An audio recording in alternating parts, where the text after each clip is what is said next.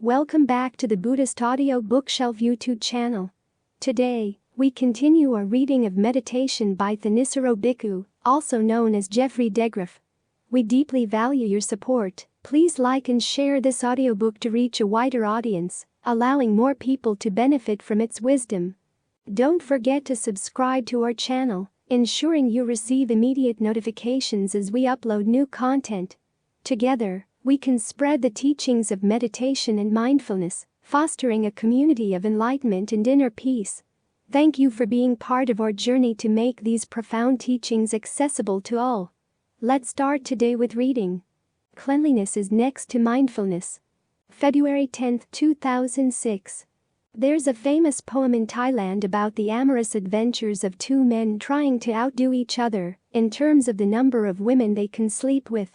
It's pretty light entertainment, but one of its most interesting passages is when one of the men is entering the apartments of a woman he's enamored with. He opens the door and there's a folding screen painted with a story. At that point the poem drops the story of the man and the woman and goes into the story on the screen, describing not only the events depicted on the screen, but also how they're depicted. It turns out the woman herself had painted the screen. So as the man goes from panel to panel, he not only learns the story, but also gets a very good sense of what kind of person she is by the way she handled the scenes, how she painted the characters. So even though you haven't met her yet in the poem, by the time you finish the story in the screen you know her through her handiwork. This is a principle you find throughout Thai culture.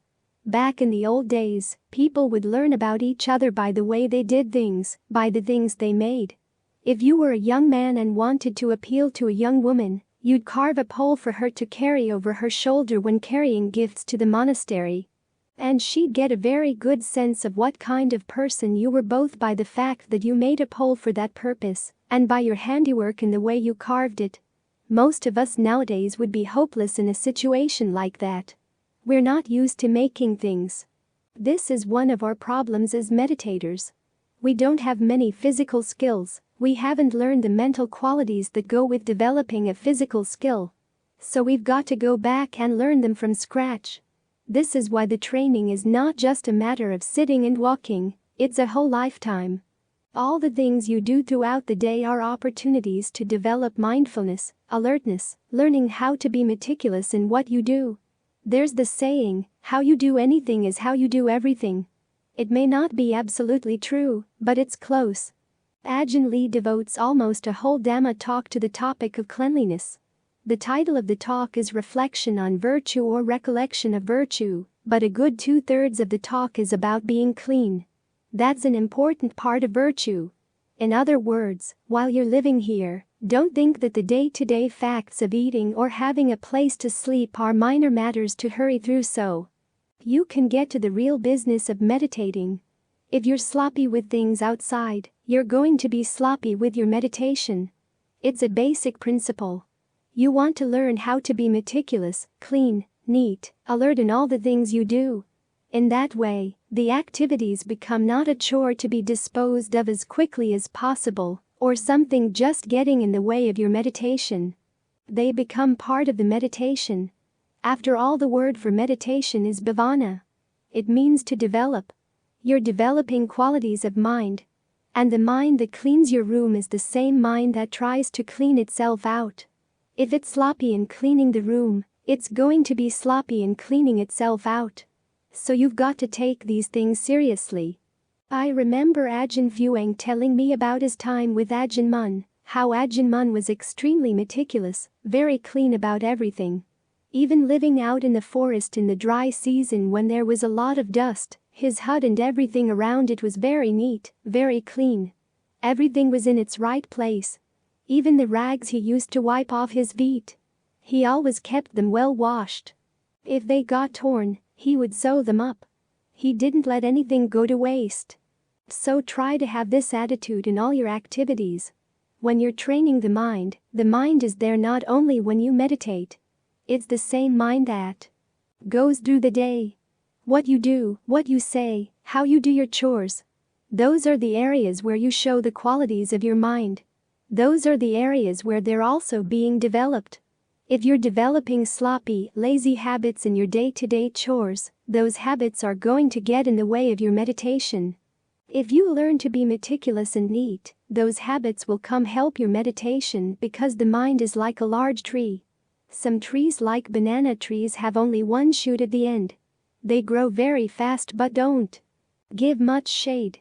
The trees that give a lot of shade are the ones that grow lots of branches. There's a lot to be covered in training the mind. It's not just a matter of mastering one single technique.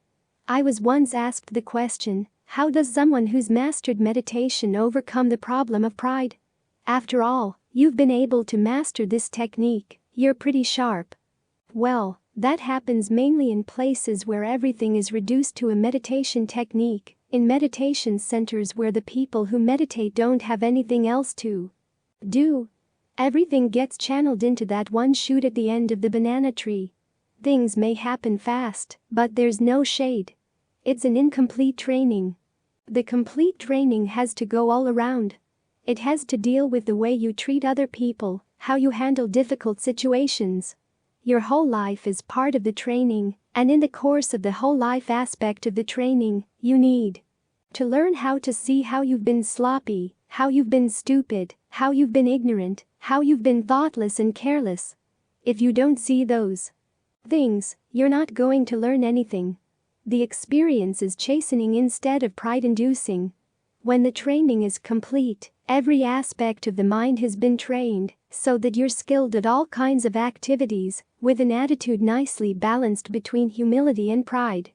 Once, during my very first year with Ajahn Fuang, the time came for the Kadina, which was the big event of the year. Lots of people were going to come from Bangkok. Some of them would have to be housed for a night or two before the Kadina, and everybody would have to be fed. I had a dream a few nights before they came that Ajahn Fuang had a huge closet with lots of different hats. He would go into the closet and come out with one hat on, then go back in and come out with a different hat on. And sure enough, in the preparation for the Kadina, they had to put up bamboo sheds, and they had to arrange for the extra kitchen areas lots of different tasks, and he was good at supervising them all. As later he told me, practicing the Dhamma is not just being good at sitting with your eyes closed. It involves learning how to be skillful in everything you do. This attitude that wants to be skillful, that's what's going to see you through lots of different problems. If you don't give a damn about things outside, your mind is going to be a don't give a damn kind of mind inside as well. It gets apathetic, careless. But if you make up your mind that whatever chore falls to you, you're going to try to do it skillfully, then you develop what are called the 4 bases for success.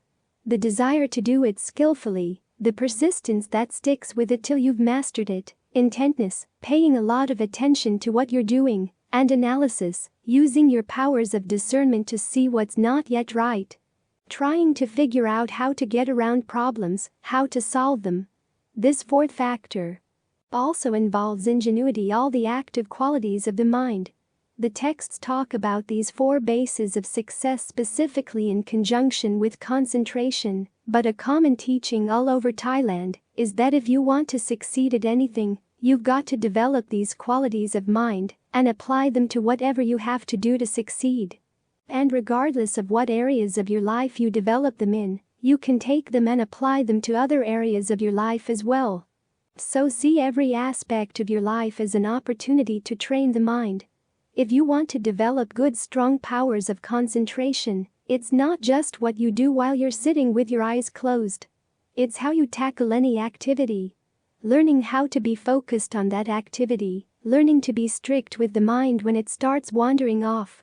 That way the mind is right there, you learn how to keep it right there no matter what you're doing.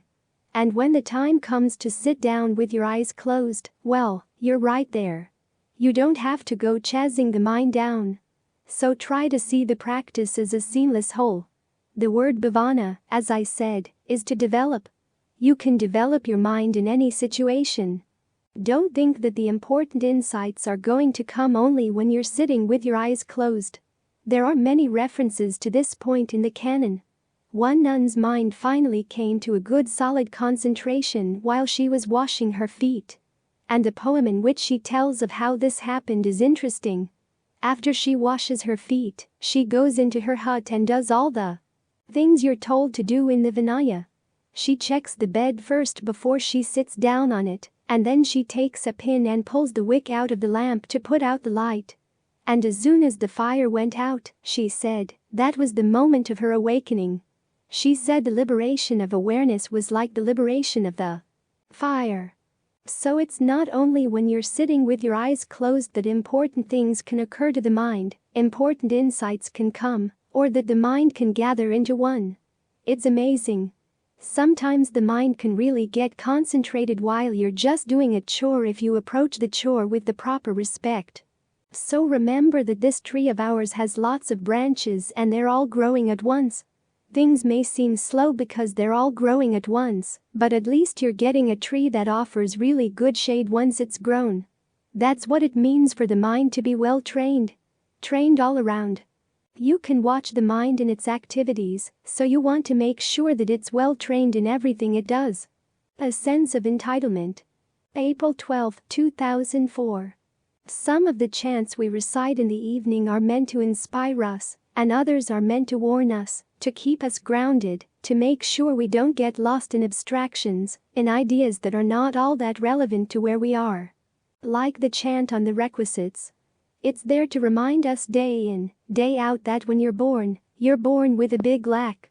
You've got this body that needs food, needs clothing, needs shelter, needs medicine, and you're not born with an entitlement to those things. If you were really entitled to them, they would come on their own. The fact that they seem to come on their own when we're children is because our parents are looking after us, but that means they have to go out and do extra work just to provide for this big gaping hole they've just given birth to. And so as you grow up as a human being, you not only carry this huge load of needs around with you, but you also carry a big debt to the goodness, the work of other people. It's important to keep that in mind. Part of the reason for that chant is to give a sense of samvega. You think about all the suffering that goes into making sure that we have the food we need to keep this body going, the clothing, the shelter, the medicine, not only from the work we ourselves have done to get these things, but also all the work and sacrifices that other beings make, so that we can have them.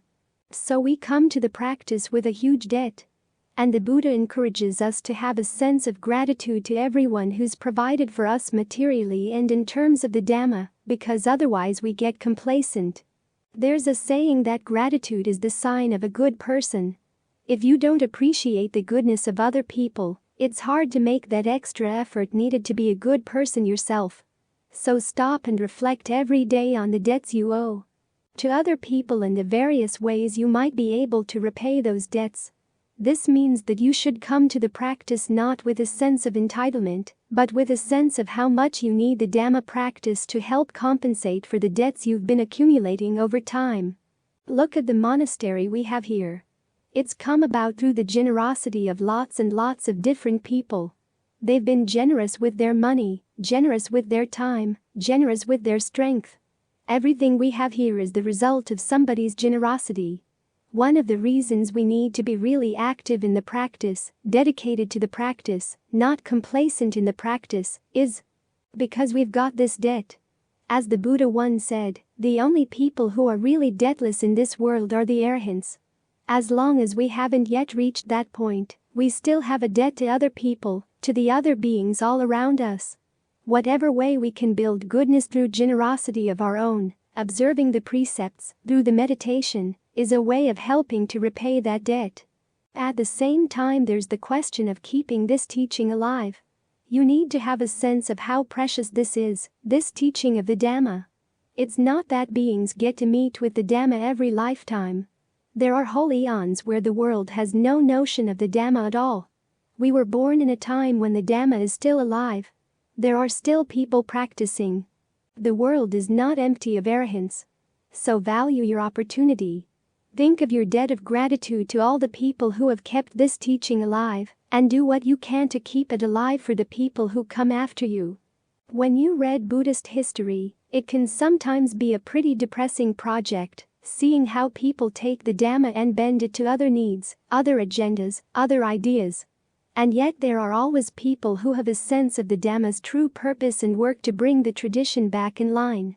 But think of all the difficulties they go through, like Ajahn Mun. In his days the forest tradition had degenerated. It was mainly composed of monks wandering around, reciting magical spells, selling amulets to people. It was a kind of business. But he took the Vinaya and combined it with the forest practice, and so rediscovered the way to awakening. At that time the Thai Buddhist hierarchy had decided that the way to Nibbana was closed. Nobody seemed to be going that way. That was the official line. They even had made a survey of meditation temples to prove it. And Ajahn Mun had to prove single-handedly that it wasn't true, so you can imagine what he was up against. Not only his own defilements, but the disapproval of state and ecclesiastical officials. When you read his biography, you learn just a little about the hardships he went through. So try to develop a sense of gratitude for what he did, so that you can maintain the Dhamma in your practice as well. Don't be guilty of the sort of changes in the Dhamma that someone else down the line is going to have to come along and straighten out. Ideally, we should come to the Dhamma not with a sense of entitlement, but with a sense of gratitude, a sense of how important it is, and what's demanded of us to be equal to the Dhamma. When we have that attitude, our Dhamma practice really starts getting results. There's a lot demanded of us, but if we have a sense of conviction in the importance of the Dhamma, we'll be willing to make whatever efforts required. Ajahn Fuang once told me that one of his prime motivations in practicing was that he was born into a poor family. He didn't do well in school, he was orphaned at an early age, and as he was growing up he just didn't have anything to show for himself as a human being. If you want to make your way in Thai society, you've got to have a lot of good connections. Well, he had no connections, and he didn't have anything else to fall back on. He realized that this was his only hope for any kind of happiness, to build up the goodness that Dhamma practice can provide. So he threw himself into it, and his single-mindedness was what enabled him to attain what he did. As we come to the Dhamma, we need a strong sense of its importance and a strong sense of our need for the Dhamma. We come to it not because we're entitled, but because we're in debt to our parents, to all the other living beings who have contributed to the fact that we now have a body and are still alive. Lots of people talk about interconnectedness as a wonderful thing, but it carries a lot of IOUs. Try to think about this in a way that makes you willing and happy to repay those IOUs, understanding the need to repay them, and happy that you found a way to meet that need. Use that as a motivation to keep your Dhamma practice in line, to keep yourself devoted to the practice. That way you benefit. You get the full set of benefits that can come from the practice, and the people around you get a fuller sense of its benefits as well. Right livelihood. December 21, 2007. We're often impatient at the practice. We want to go straight to insight, straight to the solution of all our problems, so we can then go back home and get on with the rest of our lives. But you first have to put the mind in good shape before you can gain any insight. You have to feed it well. That's what concentration is all about. As the Buddha once said, if you don't have the pleasure and rapture that can come from at least the first jhana, you're always going to be tempted by sensuality. Even if you understand the drawbacks of sensual pleasures and sensual desires, if you don't have this alternative way of finding happiness, you're going to go back to your old ways.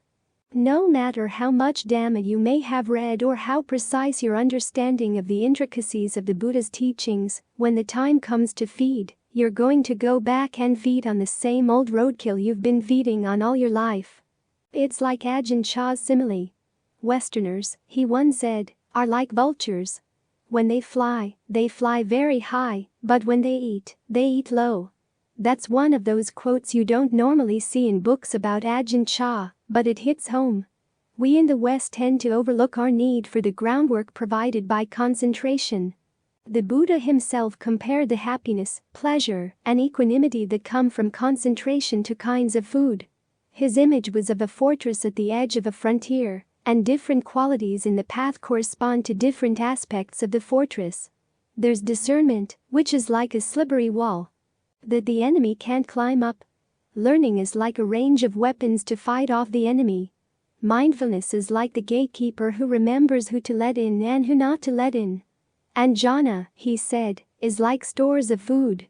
The first jhana is like water and grass. When you work up to the fourth jhana, you've got honey, butter, and ghee. These are ways of nourishing the mind and providing for its right livelihood. Even if you're not gaining any higher levels of insight, at least you're finding pleasure in a blameless place. This qualifies as right livelihood in the path. The more pleasure, the more a sense of well-being and stability you can develop from within, then the lighter your karmic footprint on the rest of the world, the less harm you're causing as you search for your livelihood, both physical and mental. So as you're practicing concentration, you're developing several factors of the path at once. There's right resolve, the resolve to renounce sensuality, to find a pleasure that's not involved with sensual passion, right mindfulness, which is the theme of right concentration, and right livelihood, looking after your needs in a skillful way. Right livelihood is the poor stepsister of the Eightfold Path. It's the factor that the Buddha hardly defines at all. He simply says the disciple of the Noble Ones avoids wrong livelihood and makes his or her living through right livelihood, which doesn't tell you much. Part of this may have been simply a question of etiquette.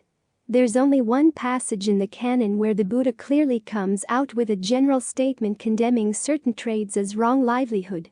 He lists 5: trading in poison, trading in weapons, trading in intoxicants, trading in meat, and trading in human beings as slaves, saying that the disciple of the Noble Ones avoids them.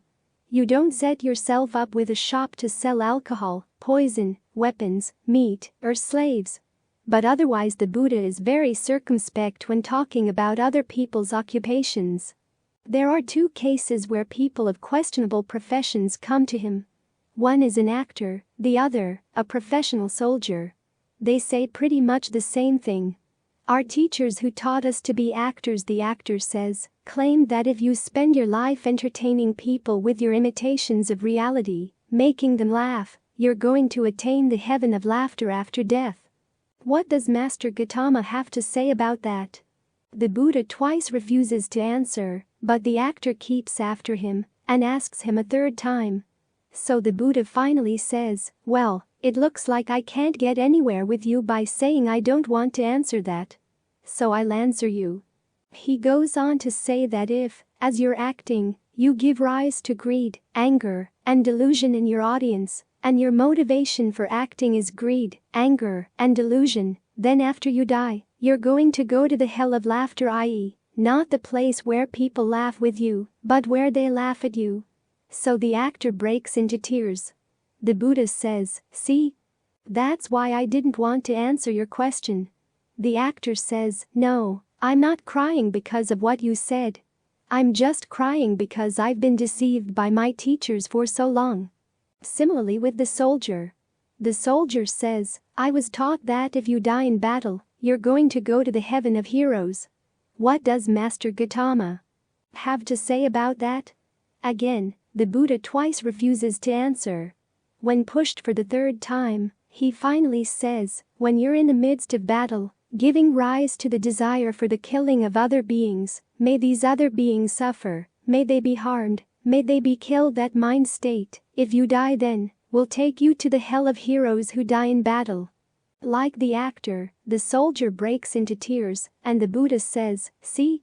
That's why I didn't want to answer your question." And the soldier, like the actor, says, "No, I'm not crying because of what you said. I'm just crying because I've been deceived for so long by my teachers." The Buddha's etiquette here is interesting. He didn't set out on a crusade against actors or professional soldiers or advertising people or whatever.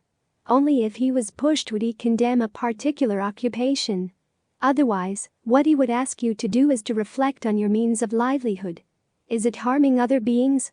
Does it involve lying? Does it involve unskillful mental states? If it does, maybe you should look for another occupation which, of course, may take time. This may have been one of the reasons why the Buddha observed that etiquette, for a lot of people are stuck in their occupation. It's going to take a while for them to disentangle themselves if they realize that their means of livelihood is unskillful. But there's another side to right livelihood, and that's looking at your attitude toward what you consume. This is one of the reasons why we have that chant every evening, looking back on our use of the requisites during the day. Why did you use the requisites?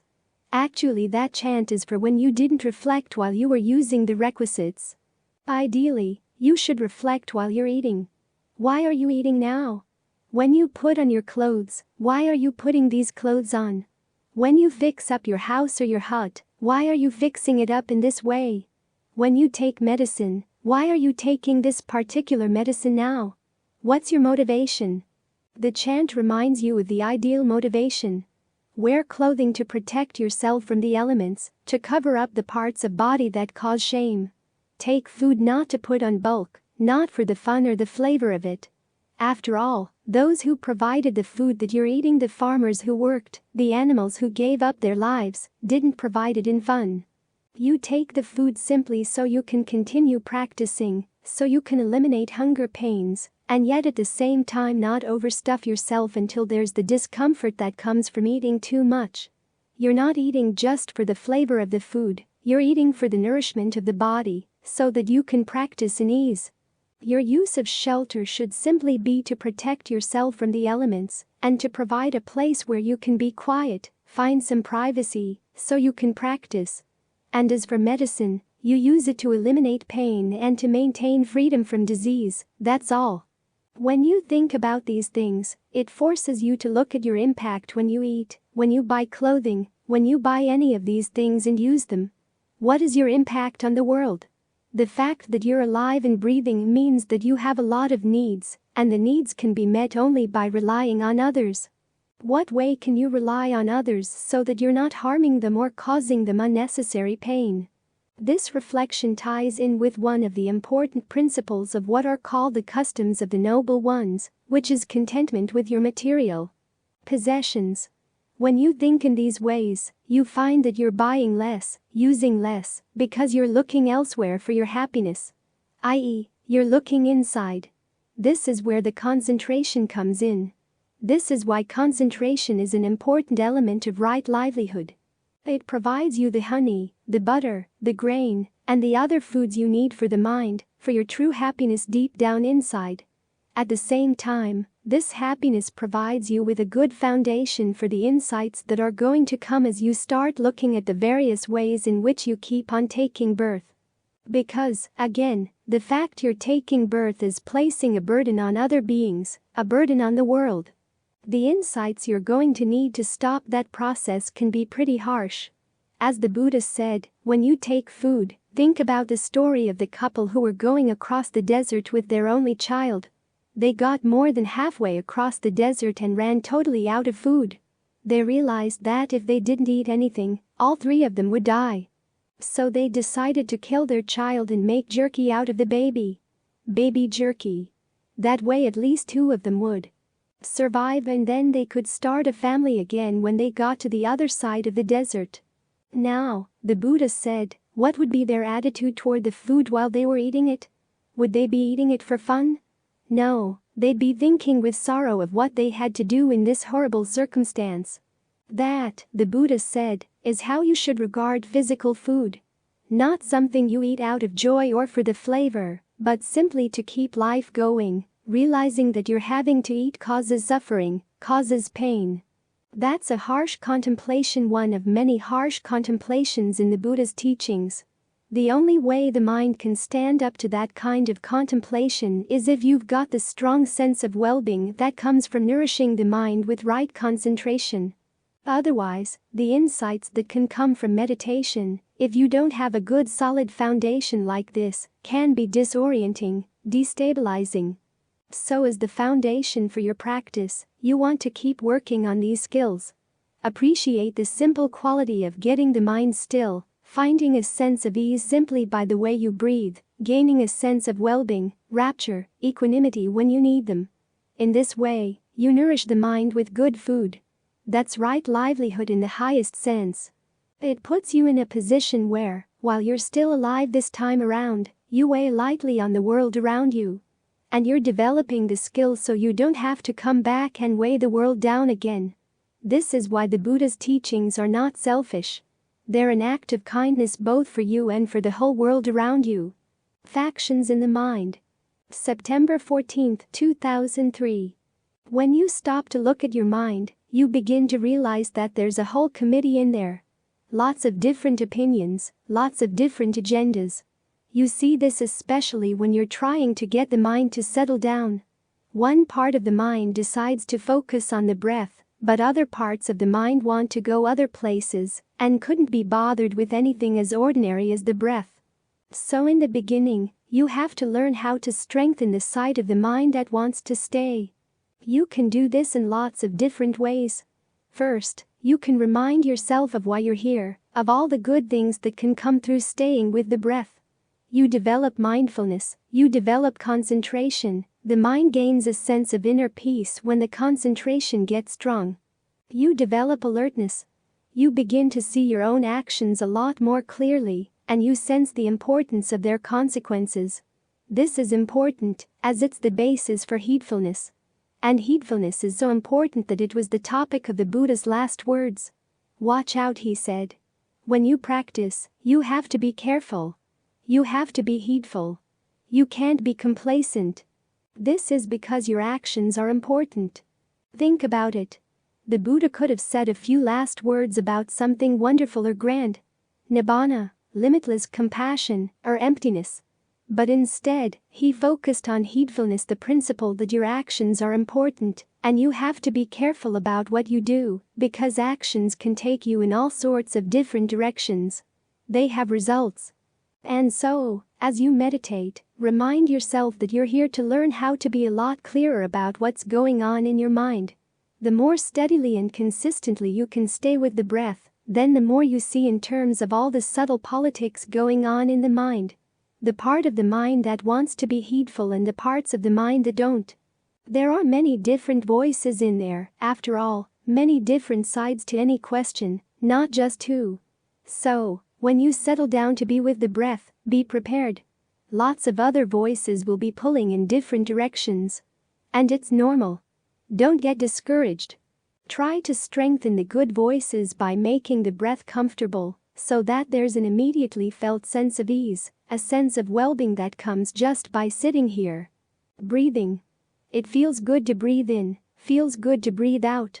You don't have to force the breath, you don't have to hold it in, you don't have to count. Let the breath come in and out at whatever rhythm feels good for the body. If the rhythm keeps changing, fine, as long as it feels good. Be on top of each breath. Make sure it feels right for the body, coming in and going out.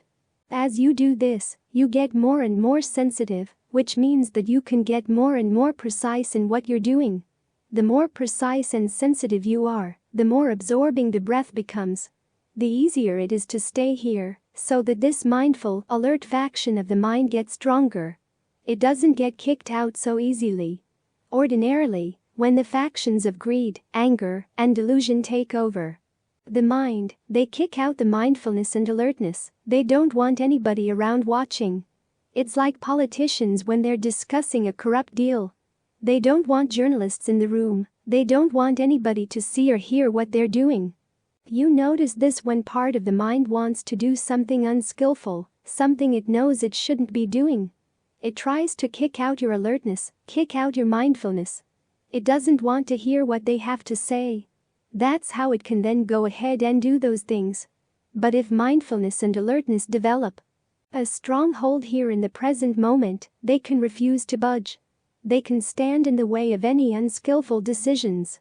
This is why it's important to keep hanging on to the breath and allowing the breath to feel good, to feel clear in the different parts of the body. This is how you exercise mindfulness and alertness so that they grow strong. Wherever you can sense the breath, focus on that. Then let the different breathing sensations connect so that they feel all around good. This gives mindfulness and alertness a really solid place to settle in. And in this way you can turn the fact that the mind is a committee to your advantage. In other words, when greed, anger, and delusion threaten to take over the mind, they don't get the whole mind. You have another faction of the committee that says no. We don't want to go there, because we know better. This is called having a sense of shame, a sense of compunction, a fear of the consequences of evil. Ordinarily, we don't like to hear about the word shame, but it's important that we understand what the Buddha meant by the word shame. It's not being ashamed of yourself, it's being ashamed of the idea of doing something you know you shouldn't do. You realize that it's beneath you. In this sense, shame is a result not of low self-esteem, but of high self-esteem. You know better than to do those things. You're not the kind of person who really wants to do those things. So when you have mindfulness and alertness on your side, that sense of shame becomes an important protector of the mind, a protector of your future. The same with compunction, the fear of the consequences of doing evil.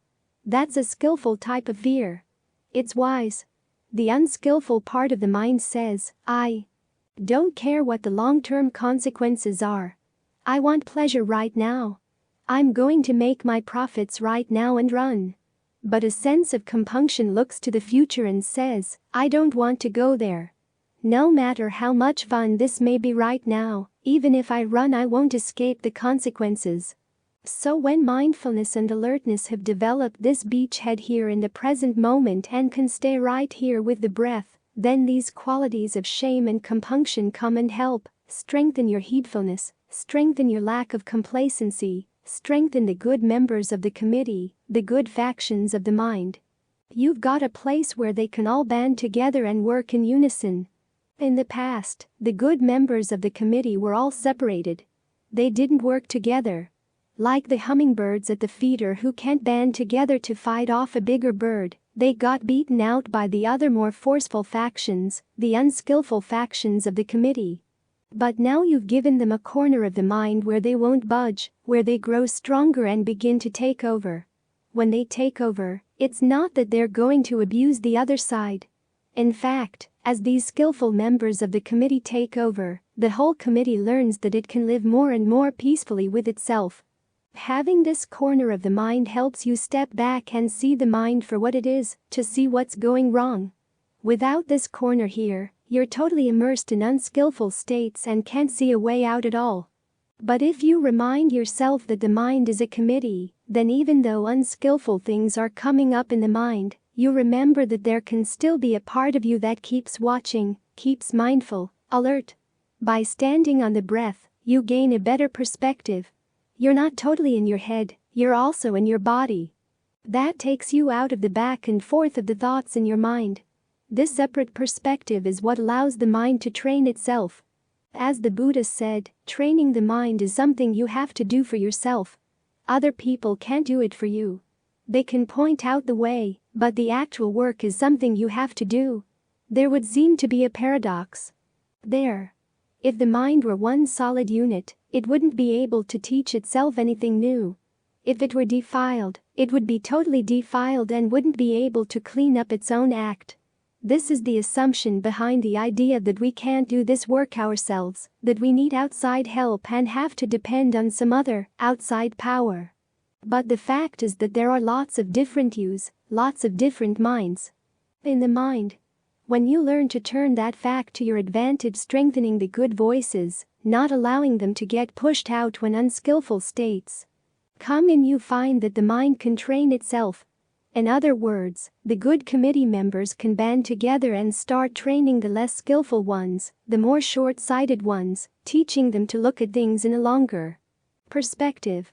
This is how you can bring the mind to a sense of unity, when all the different factions realize that it's in their best interest to undergo this training.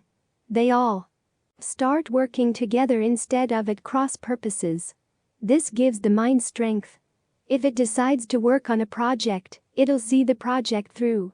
If it's faced with pain and difficulty, all the parts of the mind work together so that you don't cause yourself suffering. These are some of the advantages that come from training the mind to stay with the breath. If you find it difficult to stay with the breath, if you can't quite get it comfortable yet, at least remind yourself that you're headed in the right direction. You're working on important skills here. Even though they may take time, whatever amount of time that it takes is well invested, well spent. That sense of conviction will see you through the difficult patches and remind you that they're not always going to be that way. They're just patches. If you stick with the training, you develop these qualities of the mind, which, at the beginning, seem to be pretty weak. Mindfulness and alertness can seem awfully ordinary and very momentary, but when you get them working together, you find that they develop strengths you wouldn't have imagined before. A Warrior's Stronghold. November 10, 2006. Sit with your back straight, facing straight ahead, and your eyes closed. Place your hands on your lap, right hand on top of your left, and notice your breathing. Where do you feel the breathing? What are the sensations in the body that tell you now the breath is coming in, now the breath is going out? Focus on those sensations. Allow them to feel relaxed. There will be a certain amount of tension when you first meditate because you're not used to focusing on one thing for long periods of time, especially something as subtle and immediate as the breath. For the most part, we're more used to focusing on our ideas and emotions or on things outside. So it takes a while for the mind to get used to being at home, focusing on something inside the body. Allow the sensation of the breathing to be as relaxed as possible. Think of the breath energy as something that already fills the body. As you breathe in, you're simply adding more breath energy, infusing it into the energy already there. When you breathe out, you're not trying to squeeze everything out. If all of the breath were squeezed out of the body, you would die. So try to find the right balance. At what point does an out-breath start feeling uncomfortable? When you sense that point, stop breathing out, start breathing in. At what point does an in-breath start feeling uncomfortable? Stop there and allow yourself to breathe out again. Learn how to surf the breath in the same way you'd surf a wave. In other words, try to maintain a balanced sense of ease in the body, whether the wave tends right or left. That sense of ease is going to be your friend. Without that sense of ease, the mind starts flailing around, grasping at all kinds of other things. The idea may seem strange, but the more ease you can create for yourself inside, the more you're actually creating a gift for the world around you. If you don't have this inner sense of ease and well-being, the mind starts grasping at things outside, latching on to things outside, hoping to build some kind of happiness there. That places a burden on other people. But when you're more self-sufficient like this, you're less grasping. You're creating less of a burden. One of the images of a well-concentrated mind is of a lotus saturated with water. Some lotus flowers don't ever get up above the water. They just stay immersed under the surface, saturated with water from their roots up to the tip. Try to think of your body as being saturated in the same way with a cool sense of ease. That lotus can be your gift, both to yourself and to the people around you. At the same time, you're establishing a good basis within the body for a clear, mindful state of mind, an alert state of mind. All too often our emotions take over the body. When fear comes in, there's a reaction in your heartbeat. Hormones start getting poured into the blood, changing your heartbeat, changing the way you breathe, creating tension in the different muscles of the body. When there's anger, when there's fear, all these emotions create changes in the body. They basically take it over. The mind then feels that it's been usurped, and it goes along with whatever the emotion is. It's like a coup. Anger comes in, and it may not be well thought through, it may not actually be in your best interest to act on the anger, but the anger seems to have seized power. So you go along with it. Then afterwards, you ask yourself, why did that happen? Why did I let myself fall for that? The same with fear, the same with all of these other emotions. They seem to take over the mind. They start by taking over the body. So your first tactic in learning how to counteract them is to get the body on your side. Get familiar with how good breathing feels. Then when another emotion comes in, you can realize that although the emotion may create a certain reaction in the body, it doesn't have to possess the whole body. Just as it doesn't have to possess the whole mind. Ordinarily, we tend to be unskillful in how we relate to our emotions. One of the important skills in meditation is learning more skillful ways of handling them. For the most part, we think we have to either give in to the emotion or else to deny that it's there, just totally repress it out of existence. Of course, repressing it doesn't really get rid of it. It just goes underground like the thing and sends up tentacles someplace else. And simply giving into the emotion doesn't get rid of it either. You simply turn it into bad karma, which will come back and get you someday. But as you meditate, you're learning alternative ways of dealing with these emotions so that you don't have to give in to them, but at the same time you don't pretend that they don't exist. You admit that they're there, but you also admit that they don't have to take over the whole body.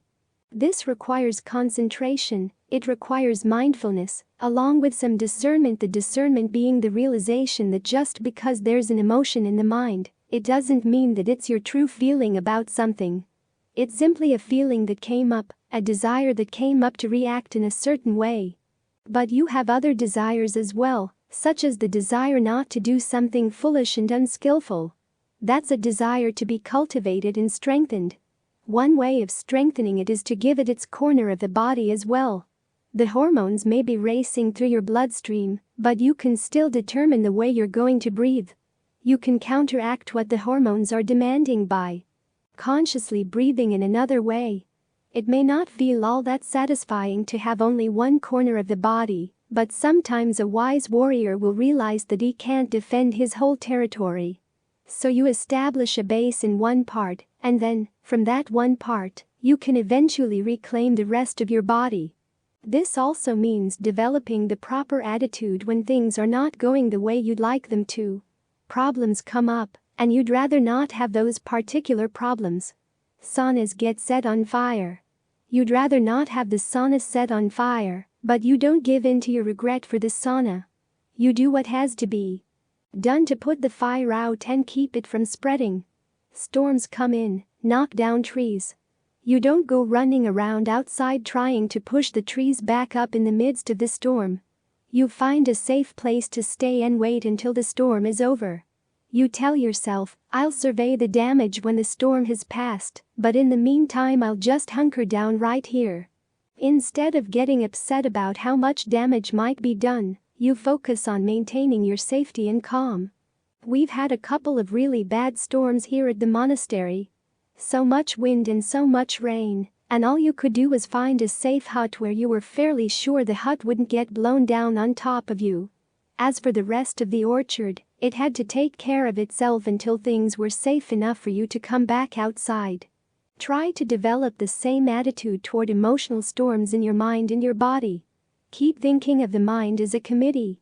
There are lots of people in there, lots of ideas, some of which are helpful, some of which are actually destructive to your own well-being. You can't regard the destructive ones as your own true emotions or your own true ideas. They may be real, but they're not the true you. Ajahn Lee has a good way of thinking about these things. He says you have lots of germs and worms and other things in your body, so maybe these thoughts coming through your brain are actually their thoughts. After all, they're going through your bloodstream, the bloodstream is going through your brain, so who knows who's responsible for thinking what thought? Just keeping that perspective in mind helps pull you back when you're tempted to jump right into the thought. You're not denying that the thoughts are there, you simply realize that you have the choice as to whether to take them on, to develop them. The same holds true when the body isn't feeling well. Your meditation may not be going as well as you'd like it to, but you don't give up, you don't just throw it away. You just lower your immediate expectations. You lower your demands on the meditation. Again, like a skillful warrior. When you find that you can't defend the whole territory, you find one little corner that you can defend, and you take that as your stronghold. This is why it's very useful to have a very fluid sense of yourself.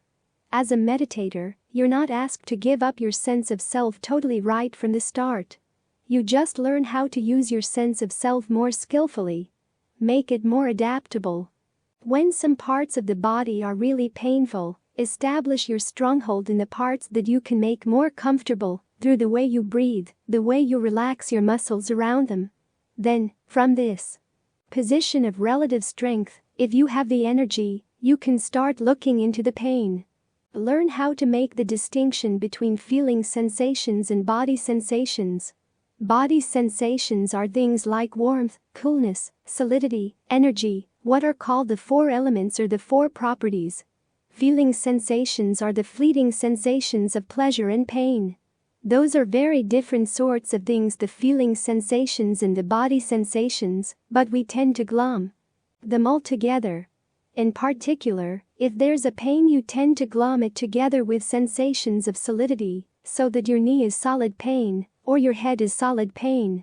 Then you start using the pain parts to do your breathing, which makes things even worse. But when the mind is in the right position, with the right attitude, you can look into the pain, not with the idea of making it go away, but with the idea of understanding it. Okay, which sensations in here are pain sensations, which ones are earth, liquid, fire sensations? If you have to hold on to something, hold on to the body sensations, and let the pain go.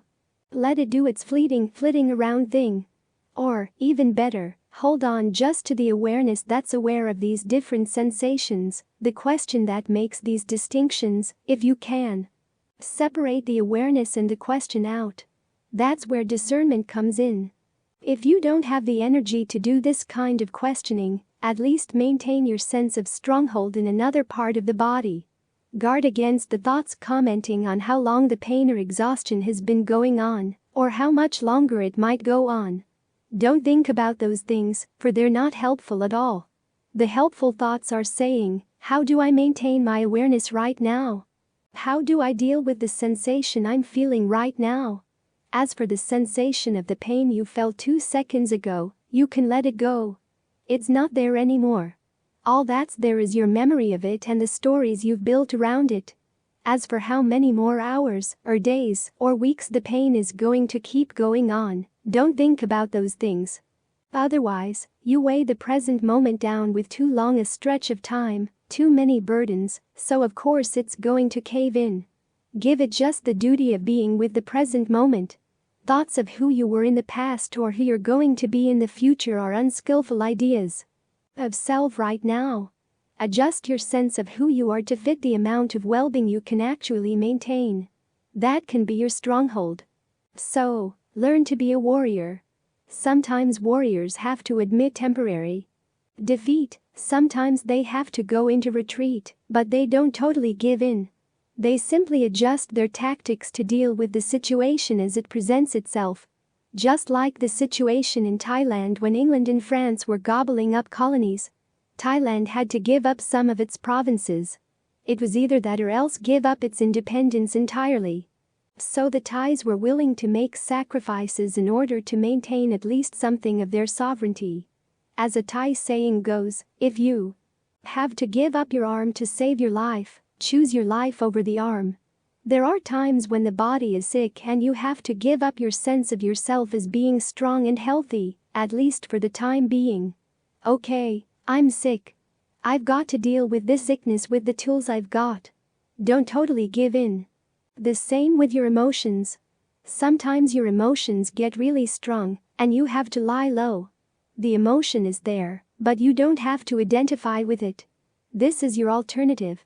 You don't have to act on the emotion, and you don't have to squeeze it behind a mental partition and deny that it's there. You admit that it's there and then just lay claim to another part of the mind, another part of the body, as your stronghold for the time being. That way, even though you're in reduced circumstances, you're not totally wiped out. You're still developing some very important habits. The patience, endurance, concentration, mindfulness, and discernment that will serve you in good stead, no matter what the situation. The Buddha never promised us that everything was going to be lovely in the present moment, or that all you have to do is think nice thoughts, and the world will be nice in return. He keeps having us reflect on the fact that aging, illness, and death are normal. The world is swept away, he says. It does not endure. It offers no shelter. There is no one in charge. But, he says, here are the tools for finding happiness in the midst of a world that's getting swept away all the time. These are your weapons, this is your stronghold. Just make sure that you maintain that heart of a warrior, and the wisdom of a warrior who knows which battles are worth taking on, which are worth dropping, which ones are worth avoiding. That wisdom is what will see you through. How to be alone. December 7, 2007. As a culture, we don't have much practice in being alone, Even though modern Western culture is unusual in the amount of privacy it offers in its homes. Ever since the 19th century, people in the West have slept in private bedrooms more than at any other time in history, or any other culture in history. You'd think that that would help us develop some skills in being by ourselves. But that's very rarely the case. When you're alone in your room, you're not really alone. Back in the 19th century, when people started living in private bedrooms, sales and novels shot up. Now in the 21st they have all sorts of companions in their rooms. Books, magazines, TV, or the internet. And so with all these clamorous companions, we don't have much practice in being alone, looking after ourselves. That passage we chanted just now, "May I look after myself with ease," it doesn't refer to just being physically at ease. It also means learning how to look after your own mind, getting a sense of how to correct its imbalances. This is one of the treasures that the Buddha's teachings have to offer, in that it gives you some pointers in how to look after yourself, how to be alone and not go crazy, how not to get off balance, learning how to be self-correcting, self-governing. Several years back when the book Into the Wild came out, I was struck by how much the protagonist had to reinvent the Dhamma wheel in figuring out how to live an authentic life, how to be alone facing the wilderness with just the company of his own mind. He didn't have many good resources to draw on. A few books, a little bit of Thoreau, a little bit of Tolstoy, and a lot of ideas, most of which were untested. I couldn't help thinking that if he'd been born in Thailand, he might not have died, for they have a whole tradition, the Buddha's teachings, that acts as a storehouse of wisdom on how to be alone. And the Sangha provides an opportunity to learn directly from people who have had lots of time alone, leading a purposeful life, and have come out stronger as a result. So it's good to look into the Buddha's teachings not only for techniques in the meditation, but also for the attitudes you need in looking after yourself. Now, the techniques are important. They give you a good measuring stick for how things are going as you're alone. They give you something specific to do, a task to focus on, so as to create a sense of purpose over time, and of well-being in the present moment by being with your breath. At the very least, you learn how to approach from the physical side whatever mind state is coming in and depressing you. Mind states all have an effect on the breath, but the breath can also have an effect on them. If you're not skillful, this could become a vicious circle. You start breathing in weird ways, and that puts you in a bad mood, and then the bad mood makes the breathing get even stranger, and you go spiraling down. Working with the techniques of breath meditation is one way of cutting those vicious circles, giving you a handle on your state of mind. But it's also important that you use right view in learning how to step back from your state of mind and evaluate it. To begin with, right view allows you to see where your thinking has gone off course. And second, it allows you to realize that you don't have to be immersed in a mood. One of the basic principles of right view is the principle of karma, and one of the principles of karma is that we have freedom of choice in the present moment. Yet this is an area where the wrong views of our culture get in the way. We tend to think that our moods are our real self. We tend not to trust our thoughts because we know we've picked up a lot of ideas from the media and other people around us, but our moods and emotions seem to be genuinely ours, who we are in the present moment. This is where the Buddha's teachings on understanding yourself are important. You don't have to identify with your mood. There is always a spot in the mind that's just simply aware of these things. And you want to learn how to stand in that spot. Again, the meditation is helpful in this regard because it teaches you to create a state of mind and then step back and look at it. As in Ajahn Lee's analogy of learning how to make baskets. You make a basket, then you step back and look at it. Is it too long? Too short? Is the weaving coarse and irregular? See what's not right and then bring that observation along when you make another basket, and then another one. If you can learn to look at your moods as baskets, i.e., not who you really are, but simply things you've created, then you can start working on the raw materials and make better ones. But it's important that you have this ability to step back. One of the images in the canon is of a person sitting down looking at someone who's lying down, Or a person standing who's looking at someone sitting down. In other words, you step back a bit, you're slightly above what's just happened, and you evaluate it. That's the second part of the Buddha's approach. Not only having a place to step back, but also having good standards to evaluate things. For instance, when you're in a bad mood, there is a tendency, especially if you're in the West, to say, "Here I am. I'm finally being honest with myself and I'm miserable. I'm horrible. My life is going nowhere." We tend to think that that's getting down to the true facts of the situation, because it's so harsh. But why should we believe that? And in what way is it helpful? You might say, well, it's better to be realistic than living in fantasies, but your bad mood is just a mood. It doesn't guarantee the truth of what you see while you're in that mood. And it's also self-defeating, for as the Buddha points out, it's possible to change your mood and to create moods that are a lot more useful in the practice. That's why one of the steps in breath meditation is learning how to gladden the mind when it needs to be gladdened. In other words, see where the mood is leading you, and if you don't like the direction it's heading, realize that you're free to look at things in a different way. You're not committed to the mood, after all, it's not committed to you. It comes and goes without asking your permission, so you don't need its permission to push it out. During my first years as a monk, this was a very important part of the training. Not only having the breath meditation technique to deal with whatever was coming up, but also having the opportunity to talk with someone Saint Ajahn Fuang, who had a lot of experience in being alone and learning to gauge what was a healthy mood and what was an unhealthy one. He had learned that regardless of how true you might think the mood is, you've got to look at its effects. Where is it leading you? After all, we're here to follow a path. So you can ask yourself, what kind of path is a depressed mood? What kind of path is an unhealthy mood? It's not a decent path at all. It's a path downward, not the path you want to follow. So again, remind yourself that these moods are not necessarily true, they're not necessarily you. They're like a set of clothing. You can choose to put them on or you can take them off. The breath provides you with a place to step back and look at yourself, the way you'd look at yourself in a mirror. The Dhamma gives you a set of standards for judging what looks good in the mirror, what doesn't, what's healthy, and what's not, realizing that sometimes the things that we're supposed to abandon at the end of the path are actually a help along the way.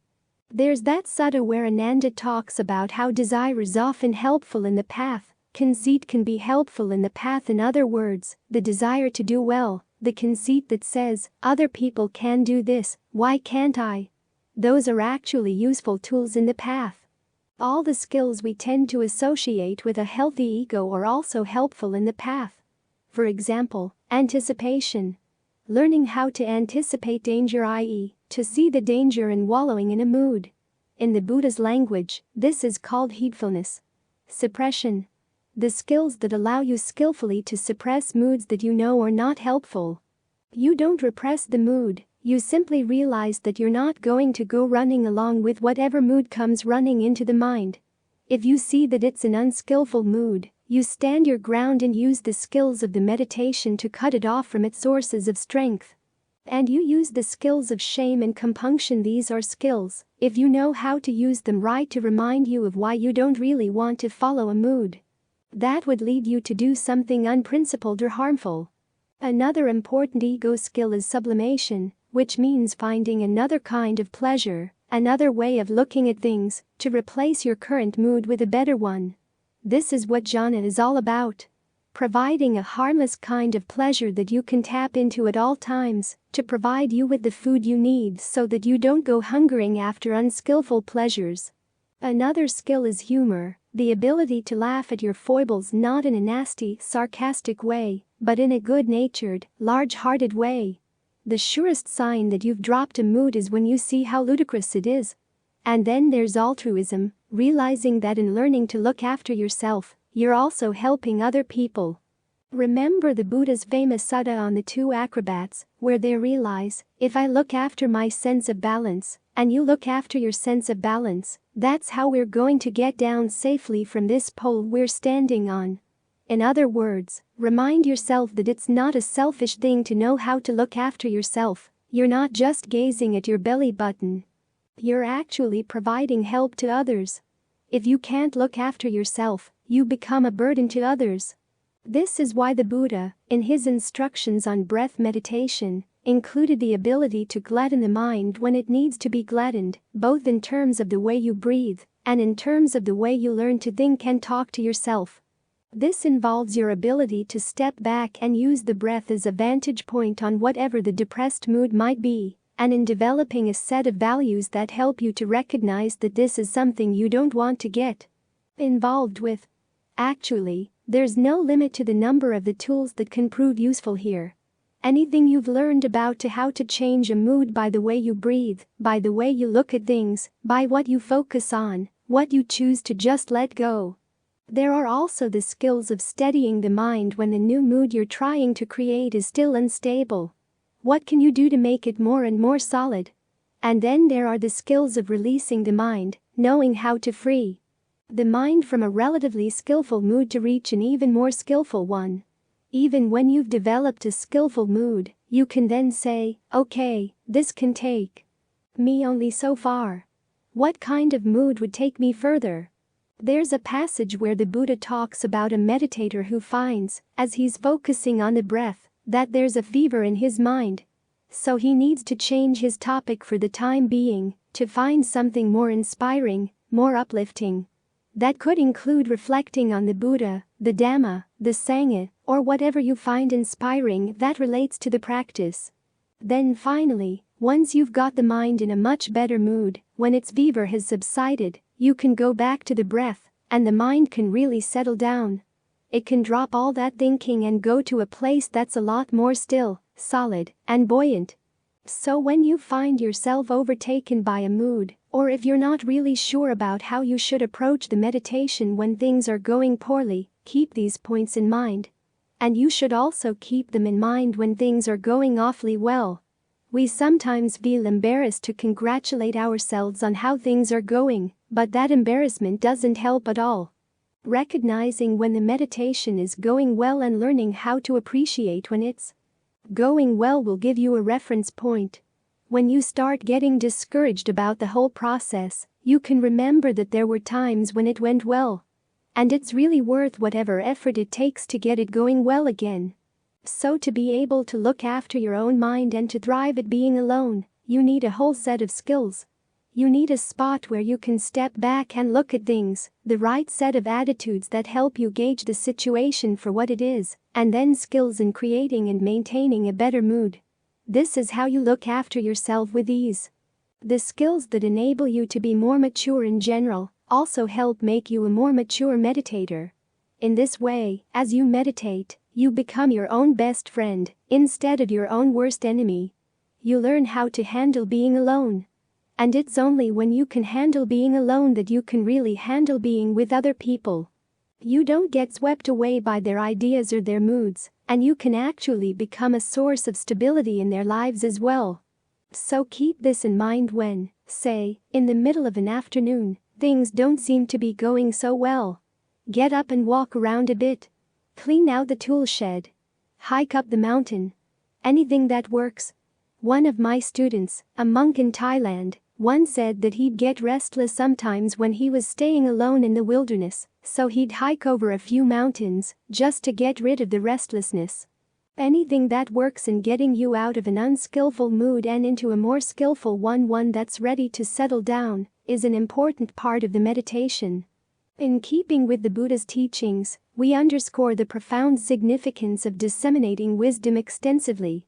Today, we've converted this voluminous 1,000-page tome into an easily accessible audio format. Now, the responsibility to further this noble cause rests with you. Through your subscriptions, likes, and content shares, you play a pivotal role in the widespread distribution of these teachings, benefiting countless others. Let's uphold the age-old tradition of sharing knowledge and fostering mindfulness for the greater good of humanity. We invite you to join us in this mission, and together, we can create a profound impact on the lives of many.